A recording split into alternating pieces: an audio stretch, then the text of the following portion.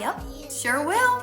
I love this. I love showing women how to do this sexy face, this seductive face without making it look unnatural and awkward. Little tips and tricks that you can do to help yourself see that sexy side of you and bring it out a little bit more. Now, with that being said, I do need to let you know that practice makes perfect, okay? You might not be able to first try, be able to do this and look sexy, because I'll be honest with you, the first time I learned it and tried to do it, it did not come naturally until I gained that confidence and doing it more and more and more, that I was able to do it more on the spot. And this is what I tell my clients in studio. So I will give you little tips and tricks that I can help with you learning this at home so you can take your own sexy selfies. Tip number 1, be sure that you feel comfortable with what you're wearing. If you're gonna start out first off just wearing basically nothing and you're not really very comfortable with your body and the way that it is, your face is gonna show it. You're gonna feel awkward, you're gonna look awkward. That's just the way that it is.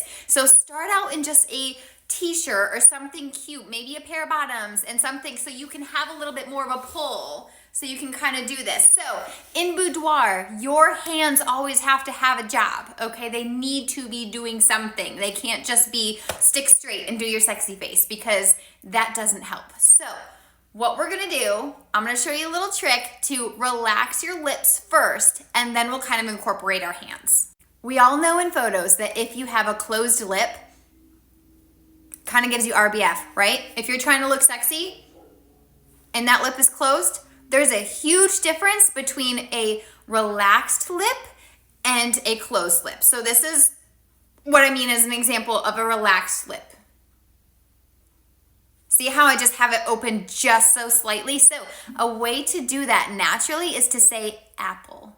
And the way that you end the makes it open naturally. So pay attention to the apple. See how that very, very end. So practice in the mirror, practice at home. Next tip, what we're gonna do is we are going to focus on something of the camera or your lens, but your eyes are closed first, okay? So again, we're gonna have our hands somewhere. So you can start here, you can have them here. Our hands need to be somewhere. And then what we're gonna do is we're gonna start with our eyes closed, and then we're gonna slowly open them. And we're gonna let out a slow, deep breath. Open slowly, count to 3, and then open. So you'll see a difference. If I were to just go like this, looking at the camera, there's a big difference compared to the slow, deep breath and getting myself ready mentally. Ready? So I'm gonna take a deep breath, relax that lip.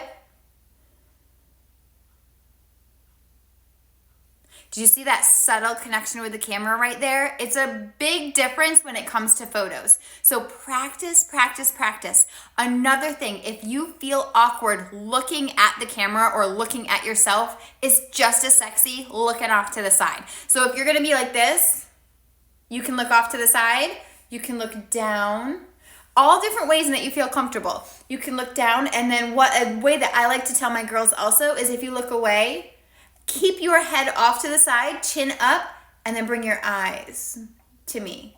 So you're not head on, you're just off to the side. So work with it, play with it. You've got this. Try it at home. The more you do it, the more you'll feel comfortable with it, and the more you'll feel comfortable in yourself. And if you do share these images with your significant other, they will see a difference. All right, let me know what else you want to know, guys. Love ya.